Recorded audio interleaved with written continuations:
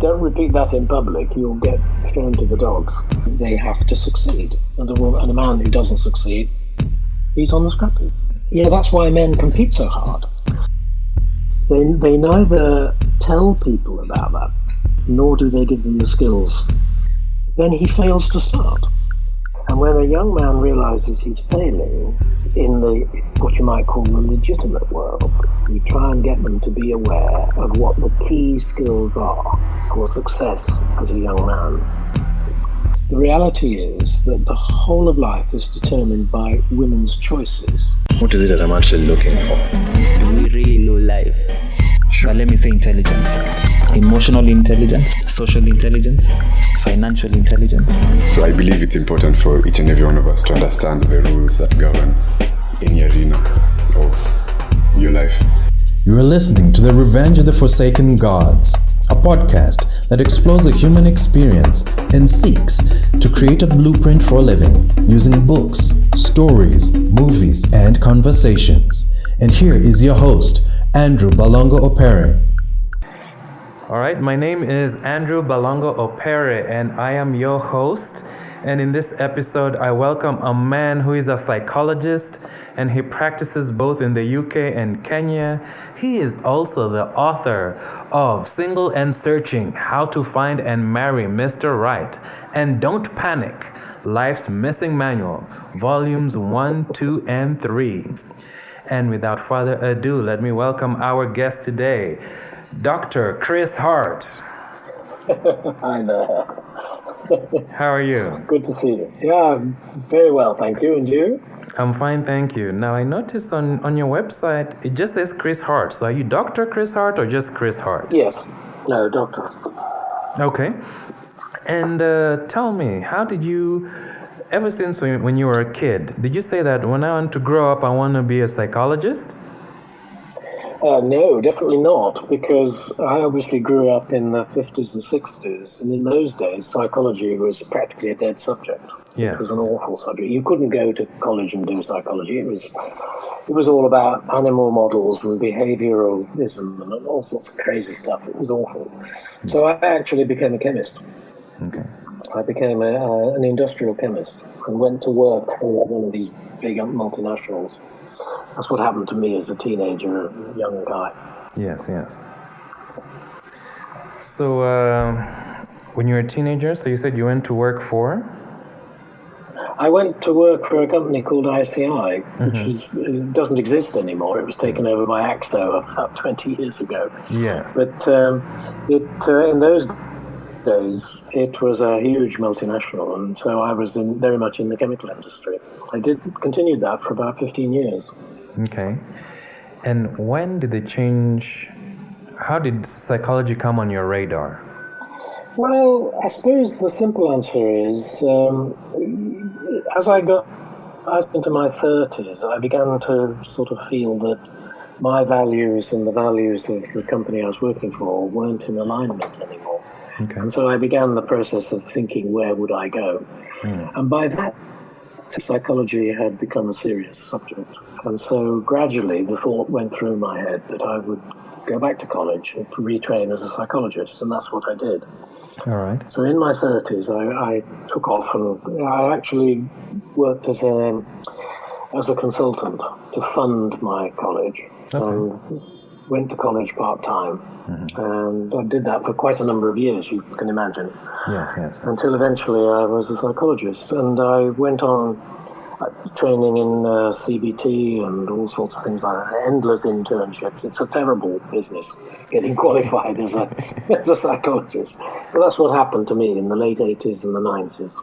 Yes. And as you were learning psychology, what were some of the things that were coming to your awareness, just about life or learning about the human condition? To be honest, as I started studying psychology, I'm afraid I was a bit one-track minded. I thought I was going to become an occupational psychologist. I'd go back to work in industry, but as a psychologist. But what happened was I did some internships which involved a lot of counselling. And it was all counselling to do with trauma mostly in those days. And so I gradually began to realise that there was quite a demand for help with people's lives, particularly, as I say, people who'd experienced very unpleasant things. And so I gradually began to realise how valuable counselling was and how much demand there was for counselling. And that's gradually how I got steered into it. Okay. So you could almost say that I was dragged screaming into it. It wasn't a plan. And what kind of trauma, from what kind of background? Was it from war or, It was a mixture of everything. A lot of it was crime-related. Assaults, burglaries, you name it. All that type of thing. And I also worked for a hospital with people who had really serious health issues and were having to completely replan their lives because they'd had heart attacks or tumours. So I worked with that type of trauma as well. And very slowly what happened was that my neighbours got to know that I was a psychologist, and they started saying, talk to me about this, talk to me about that. So I drifted into relationships and social skills thing, and how to improve your life in terms of controlling your emotions and planning your life, that type of thing. So that's where I work now. It's a mixture of relationships and social skills. All right. And I'm glad that you bring that up. And out of, most of the questions that you get about relationships, about life skills, what would you say maybe, as of this conversation, the top 3 things people come to you about? Maybe let's break it down into what do things that men come to you about? What do things that women come to you about? And what do you notice that both of them come to you about? Well, they both come to me about relationships. Every stage of relationships. I talk to people who've never had a relationship. I talk to people who are struggling to date, to find people to meet and do the early parts of relationships, right up to people who are retired and having trouble with their relationships. The things where they differ a lot are basically career related, because women's and men's experience in the world of work is very different. In particular, for example, the world for a man is vastly more competitive than it is for a woman.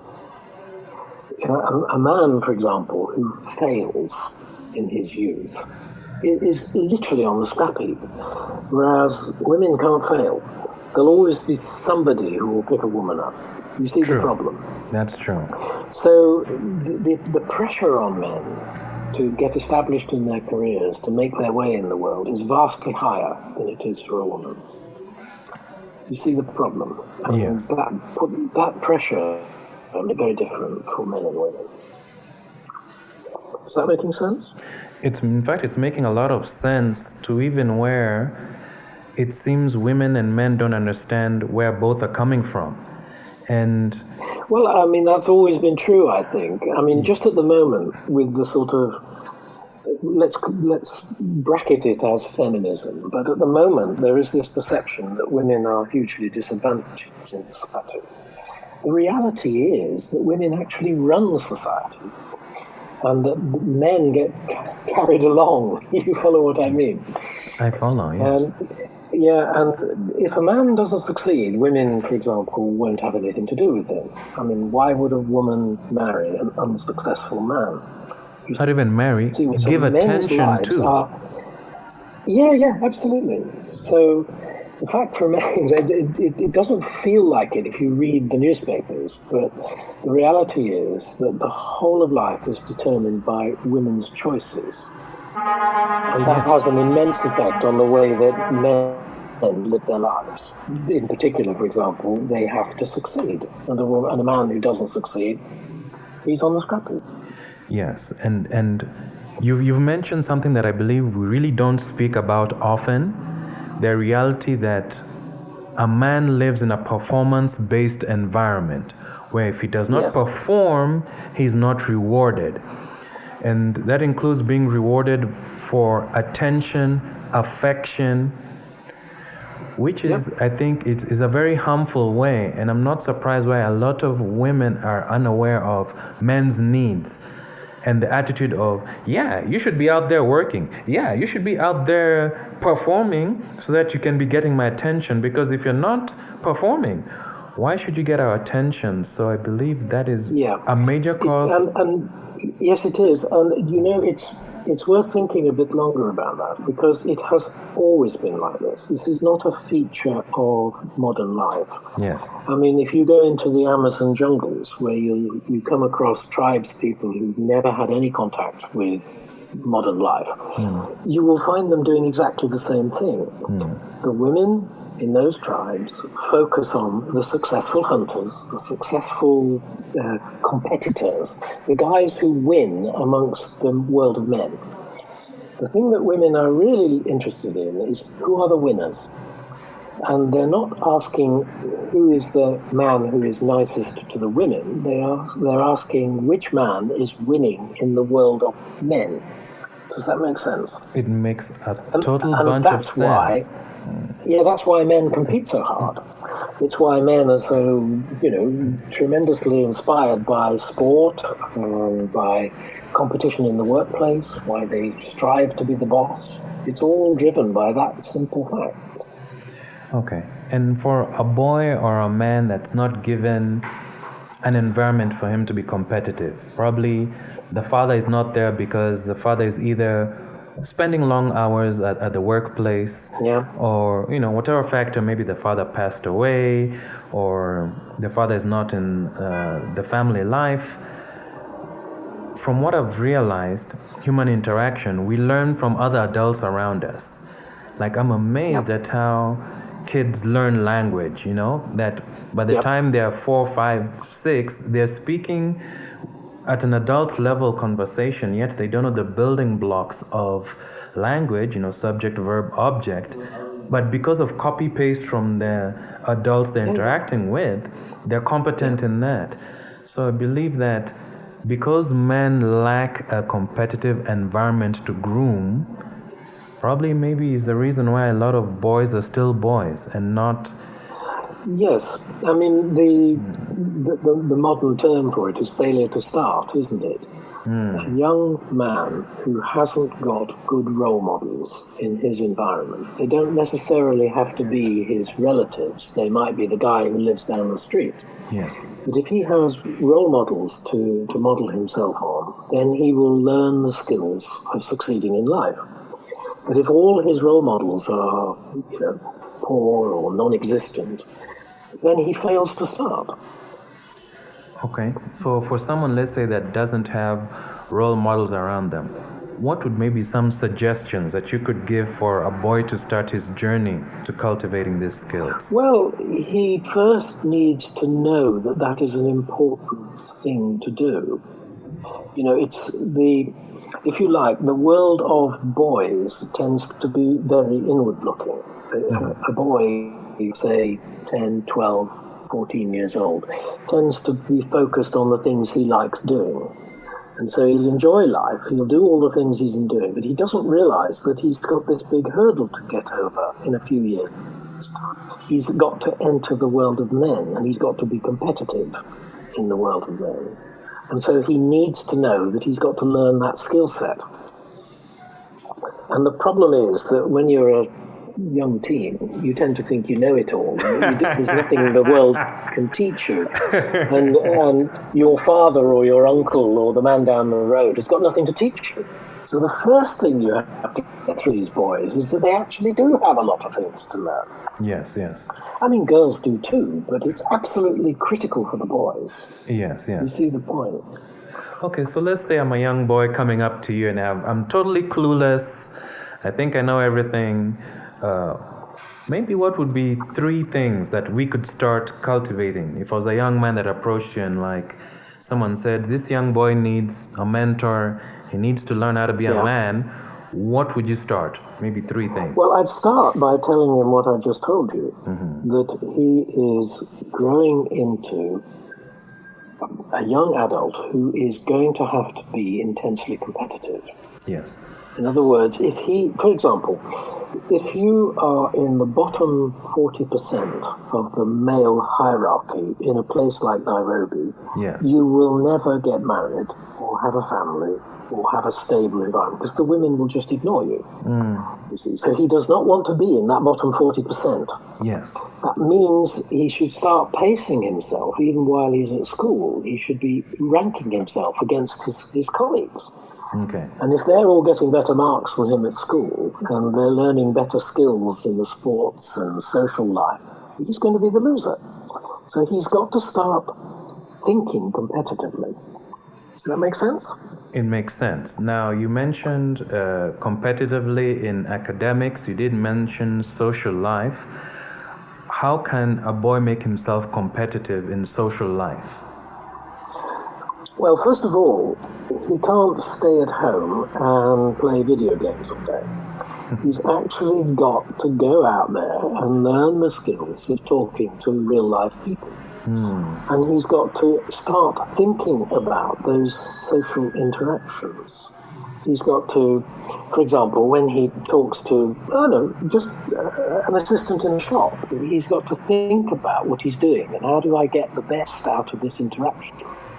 You see what I mean? Yes. The moment you start to focus on the interactions and winning interactions, then you start on that path of being an effective competitor. I like that. That's a very powerful point. Yeah, you see, a lot of boys and girls in their teens have no inkling of how competitive the world is. Yes. And what its impact is going to be, and the skills they need in order to be effective in it. They somehow get the impression from school that if you pass your exams, everything will work. Well, it ain't like that, as obviously you know. Yeah, but can you blame us for thinking that way? Like I mentioned earlier. No. The fault is the schools. Yes, the fault is the But schools. they neither tell people about that, nor do they give them the skills. So now, since we are starting the official school of Dr. Chris Hart, what boys and girls need to learn. So for boys, so far we've covered, okay, fine, you have to be competitive in your academics. Number 2, you have to be competitive in your social life, learn how to interact, spend less time with video games. What would be the third thing? Yeah. Well, it's the second, actually. It's about learning how to go out and meet and interact with strangers. Yes. If you think about it, the world of a child is very circumscribed. They know everybody in their world. You then think about somebody who goes out into business. They meet strangers. So one of the things you have to learn is how to meet and interact with and be effective with strangers. Think about it for a moment. Just about every nice thing that ever happens to you in your life starts with meeting a stranger. The girl you marry is a stranger. The guy who gives you a job is a stranger. The guy who gives you a contract is a stranger. You see what I mean? Yes, yes. So the skills interacting with strangers are critical. We don't teach them. Wow. That would be a very interesting course to learn and teach. So, It's a very important skill, isn't it?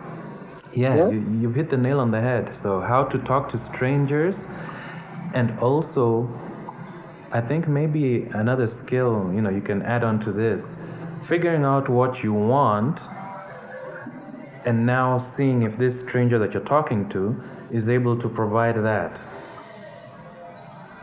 Yeah, very nicely expressed. If you think about some guy who is getting on really well in life, he will have a number of characteristics. One is he is competitive. The second is he's got good social skills. Yes. The third is he deliberately goes out and finds strangers and interacts with them. But underlying all of that is that he is intensely self-aware. He knows what's going on in his head. He doesn't just react to the world. He thinks about where he's trying to go and what he likes doing and where he wants to make an impact. And he steers all those interactions with the strangers towards making that progress, making that happen. You see what I mean? Yes. So, for example, you imagine a guy who says to himself, I want a job. Well, step one is he needs to think about what sort of job and what sort of organization. And then he starts to need to meet people who are in that area. He begins to know what opportunities there are.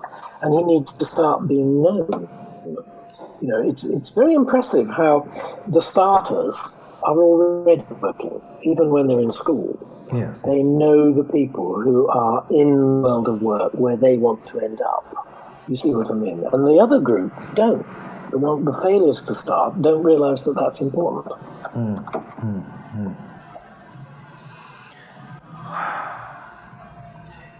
Yeah, what you've said is so impactful, because looking back, I can see how, we call them naturals.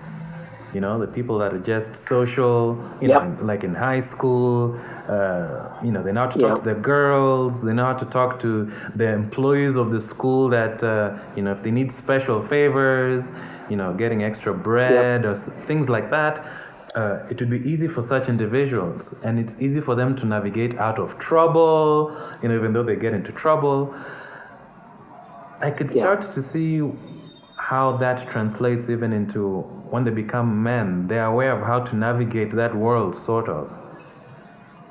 Yes, that's right. They've early on begun to realize that the social skills are the most important thing they ever acquire. And they start to acquire them. They don't realize, they don't say it out loud, they don't do it consciously. They just start acquiring the skills. So, if you're creating a school for life, one of the first things you've got to do is to inculcate that awareness, the fact that social skills are what make things happen. So, for example, you an awful lot of kids come out of school with a technical qualification of some sort. They're good at maths, they're good at science, they go and study engineering or whatever it might be. They come out of the whole educational process with technical skills. They get a job based on that technical skill. They get given a job building roads or whatever it is. And then they get promoted. Now suddenly they are trained to persuade people to cooperate with them, whether they are clients or subordinates or peers. And those are social skills. And nobody's bothered them any social skills. Sure. So an awful lot of people get their first promotion at work and then crash out because they're suddenly asked to use a different skill set and they don't have it. Wow. Making sense? Yes. So you said that the first course would be awareness, second, social skills. The first thing is making sure that young kids, girls as well, are aware that the world is competitive. Okay. They are aware of what they don't know. They think because they've got an A-level in chemistry or something, they know all there is to know about the world. But of course they don't. They hardly know anything. So they need to be much more inquisitive. They need to be much thoughtful about the interactions that are going on around them. And they need to pick up the skills to negotiate those. And how is a girl's world? Which is those skills. Say again? Sorry, I just wanted to ask, how is a girl's world differently competitive than a boy's world? Right. Well, think about the teenage girls around you and the teenage boys and watch them. What you see the teenage boys doing is competing. A boy's world is hierarchical. There's always a boss boy. And the successful ones are learning to negotiate that hierarchy. Yes? Mm-hmm. If you look at what the girls are doing, they're not competing. At least they're not overtly competing. They compete passively. They compete by being beautiful, by wearing the nice clothes. And they don't realize they're doing it. But what they're doing is they want to be the prettiest girl on the block. You see what I mean? They don't go out to learn the competitive skills the boys learn, because they're not completely relevant to a girl. Well, she doesn't. Okay, if she wants to get to the board of, ICI or something, she does need those skills. And that's the reason why those girls don't get into the boardroom. You see the point? You need a male skill set. You don't need to be male. You need to have those competitive skills. Is that making sense? Yes, yes. So what you see girls doing is you see them competing passively. That's why girls do so much with their hair and their clothes and spend hours in the bathroom. You see the point? Yes. And at the end of the day, it's a good strategy because they ultimately want to be the chosen girl. It's not popular to say things like this out loud these days, but that's where girls are heading. You see what I mean? Yes, I agree with you. And I'm not surprised with even the visuals that I see on social media. Women are competing by, their fashion sense, how beautiful they are. Yes. And even the conversations between men and women, the men will be, she's attractive in this way. Oh my gosh, her lips, her eyes, her skin tone, the shape of her body. That's a conversation. And then when you listen to the girls and talking about the men, they hardly talk about their physical attributes. They talk about his car, his status symbols, his income, his job. True. So his social status. Yes, that's very true. This is fascinating, isn't it? That's true. Now, I'd like this to go a little bit deeper. That the woman knows the kind of person she's looking for. Someone that's high up the hierarchy. Someone that has achieved something or is in the process of achieving and has a lot of potential and promise. Yes. Outside of physical beauty, what does a man need to look for in a mate or a companion? Well, I hate to say this, but the real driver is always youth and beauty. And that is pure Darwinian sort of evolutionary things. It's a woman who is young and healthy is likely to have lots of children. Mm-hmm. And so everything that men look for in women is geared towards that. With all due respect, everything else is irrelevant. So you might well choose a woman because she's got a nice sense of humor and all the rest of it, or because she's doing very well at work, but it really doesn't signify. You see what I mean? Yes. So I'm just asking, let's say you're a competitive male, or let's say I'm a competitive male, and I'm high up the hierarchy. And I have a pool of women to choose from that are all equally as beautiful as they are to me. So the reason I ask this question is the quality of my life will depend on this kind of woman that I choose. I'm thinking more of her emotional framework and mental. So that's what I'm asking for. What does me as a man need to look for in a woman? After she's past the youth and beauty sort of criteria, the next thing you should be looking for would be relationship skills. A woman who understands how to interact with a spouse. Now, it's a fact that a lot of women are very skillful at relationship skills, spousal type relationship skills. And of course men aren't. Men have gone out and learned how to be competitors. They haven't learned how to look after a wife. True. And so that leads to a lot of the hassle we get in relationships, Yeah, that's a totally different skill. So the woman goes looking for a man who is a highly successful competitor, and almost by definition, he'll be lousy at relationships. Now, the best way for a man to compensate is to look for a woman who is good at relationships. If he chooses a competitor, a woman who's climbing the social tree, of course, everything will fall apart. Don't repeat that in public. You'll get thrown to the dogs. I am aware, but that's the whole purpose of this podcast, is to explore behavior without judgment, saying it's good or bad. But I'm just trying to make sense of certain behaviors, and even just what you're sharing makes sense to me, and I wish I could have been told this, I would have given this to my 15-year self in Form 1. Yeah. Go racing. Would have made a big difference. It would have made a very big difference. Would have known that I would compete in every social activity in school, athletics, my studies, I was okay. Yeah. Learning how to interact with strangers and recognizing social skills are very important, but also not feeling bad because of the hierarchy structure manhood is.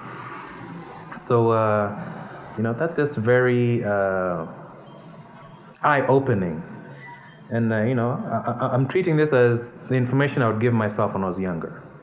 Yes, absolutely. Yeah. I mean, you're exactly right. And if you were thinking of designing YouTube videos for teenage boys, these would be the things that you would try and emphasize. You try and get them to be aware of what the key skills are for success as a young man. It's incidentally worth thinking about what happens to the boys who don't make it.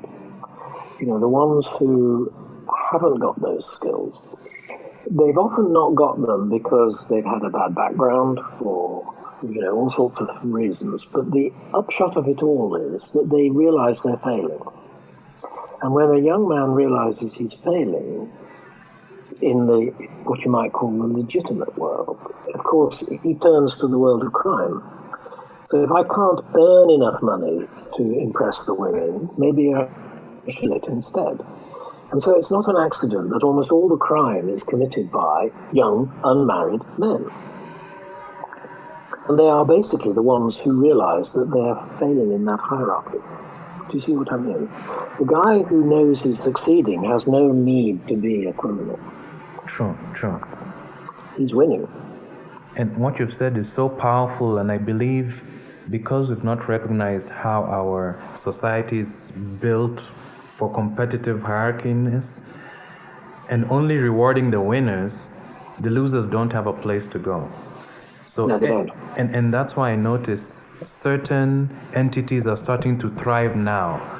Terrorist groups, gangs, whoever, because they're recruiting those who don't have hope. Because you don't see the regular... That's right. If you're winning regularly in the society, you're generally not going to enter such groups. No, but if you don't have any other option... That's right. Where else are you going to thrive? This is giving me a platform for why I can thrive. And they're allowing me to use force. So maybe... shouldn't this be a question of we should check how we are creating our competitive environment? Because when I look at developed nations, for example, like Europe, the US, you can see how, even though it's competitive, it's not cutthroat in the sense that your success is not going to take away from me or someone at the bottom. Someone can still climb up easily. What I noticed, though, in developing countries, access to climb up the hierarchy or even resources is sort of tied into politics. That if you happen to be connected with anyone within the political sphere, your life will be changed and you'll have access to resources and resourcefulness. And if you don't have that, tough luck for you. Yeah. So then I believe I'm afraid that for the people who are in those political hierarchies, it's not in their best interests to pass the, shall we say, the resources down the chain. And that's why they behave the way they do. They always say they're providing help for the disadvantaged, but in reality they're not. Because actually their lives are better if they keep them there. You see what I mean? But my question is, even though that may be true, if I compare these developed nations, I can never reach the level, let's say, any of those politicians are, because they're too way ahead. So, but I notice in developed nations, the playing field is still open, that I can still climb up the ladder and I'll still not be a threat to them compared to here, where if right now, let's say they decided to allow the economy to flourish, there's no way I'll reach up to their level, even though, I become successful. monetarily or resourceful wise. Yeah. So I'm still not a threat. So I don't understand why there's this suppression. Do you get what I mean? I do. I think there's two things going on here. I think every society has a tendency to drift towards inequality. Okay. Every time an interaction occurs in which money changes hands, for example, it's always biased slightly to the richer guy. So the rich get richer and the poor get. Now, the one thing that marks out the developed countries from the less developed countries is that there is something correcting that bias. There is a process of redistribution, taking the wealth out again to the people who are at the other end of the spectrum. Now, that doesn't occur in less developed countries. It simply doesn't occur. So the rich get richer and richer and richer. You see the problem? Yes, I see that problem. And I can see this contributing to now, for those who, like we mentioned earlier, if you're a loser, you'll tend to join gangs or a group where you can function.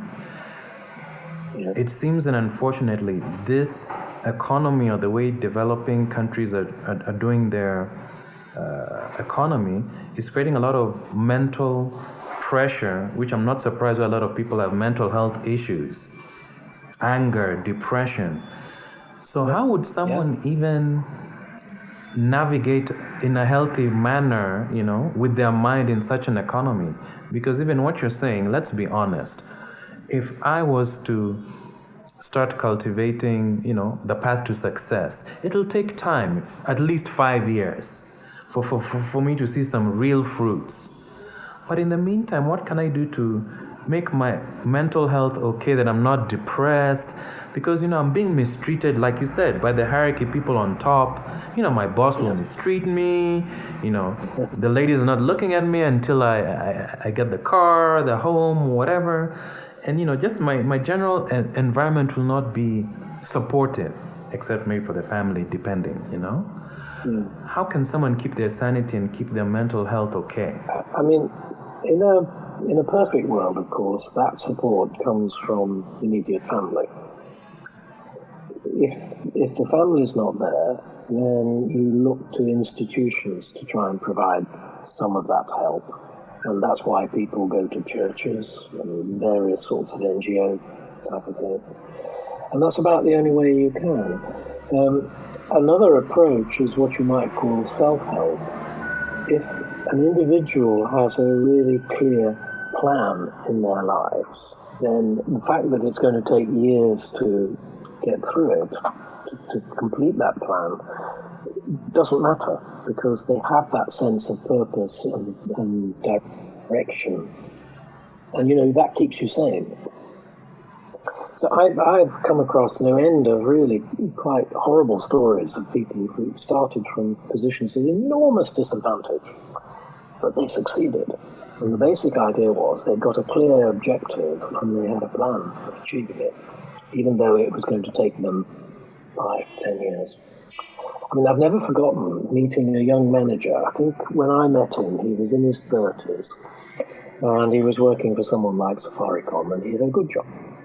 And he told me his story, and it started with being about 10 years and losing everybody in his family, literally the whole lot. There was nobody to look after him, so he was on the street. Wow. And for some reason, he got it into his head that he was going to stay in school, and he was going to get scholarships to college, and he was going to succeed. And so that lad, he lived not far from Kisumu.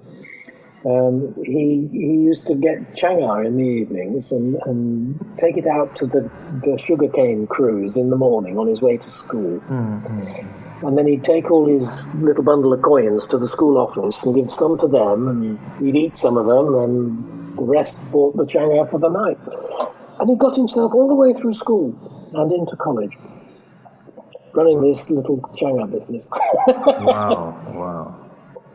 It's possible to succeed just on, if you like, willpower alone.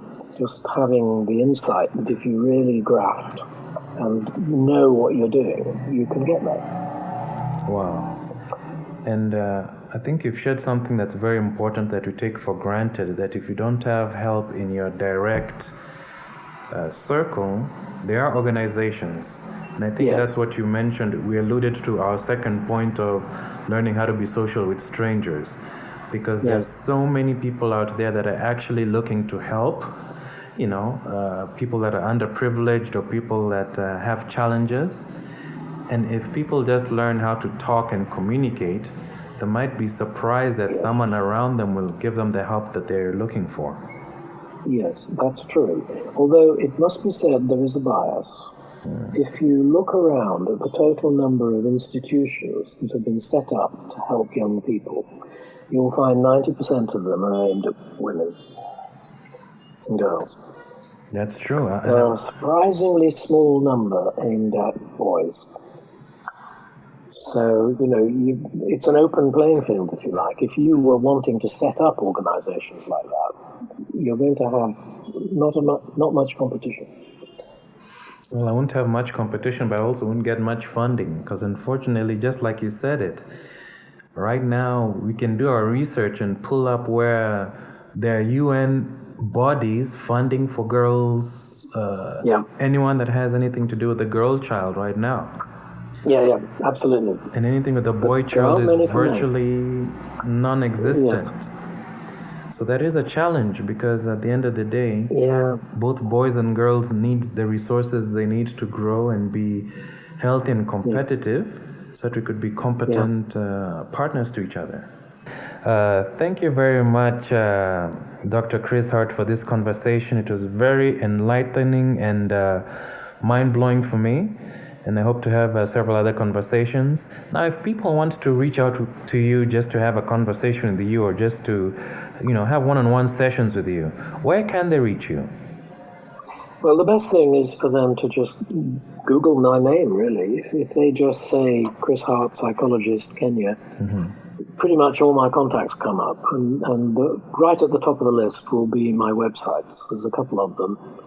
The best one is called couplescoaching.online, and all my details on how to get in touch with me and so on are on there. All right, and before we go, tell me, what are maybe 3 books that you're reading right now that are impacting your life right now, or that have been instrumental for you? Oh, gosh, I'm afraid I read hundreds of books all the time. And I don't know that I would find it easy to pick 1 or 2 that have really impressed me. Okay, just as of this moment. I need notice of that question, to be honest. Okay. I mean, the one in the past that had the biggest impact on me, of course, was the CBT training manual, how to do cognitive behavioral therapy. Okay. Because that totally changed me, because I started doing it on myself, let alone the fact that I used it in dealing with other people. Okay.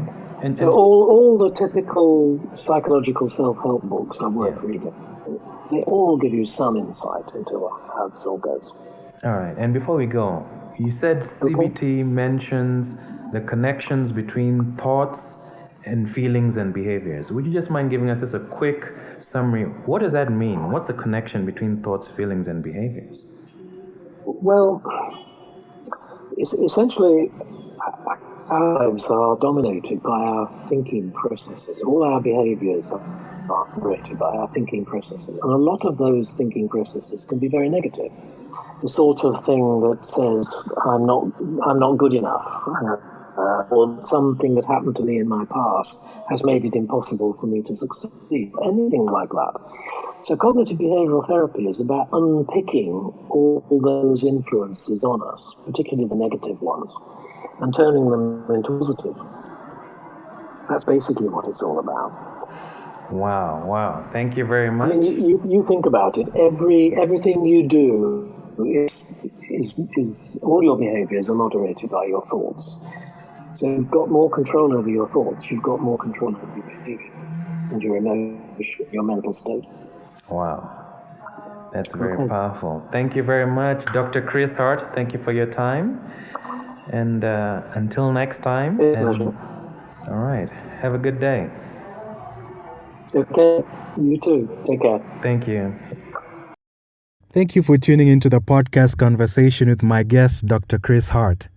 He is a relationship psychologist and the author of the books Single and Searching, How to Find and Marry Mr. Right, Don't Panic, Life's Missing Manual 1, 2, and 3. They are available on Amazon.com. To find out more information about his work, check out his website at www.nyumbayangu.com and also couplescoaching.online.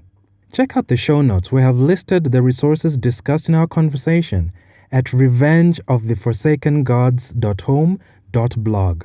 If you have learned something from this, please do send me a tweet at revenge_gods. If you like this video, give us a thumbs up and let us know in the comment section below one takeaway that you've gotten and one thing that you can start doing in your life in order to transform it. Remember to subscribe to our channel and share with a friend if this has added any value to your life. And thank you for tuning into the podcast and see you next week. Enjoy your day.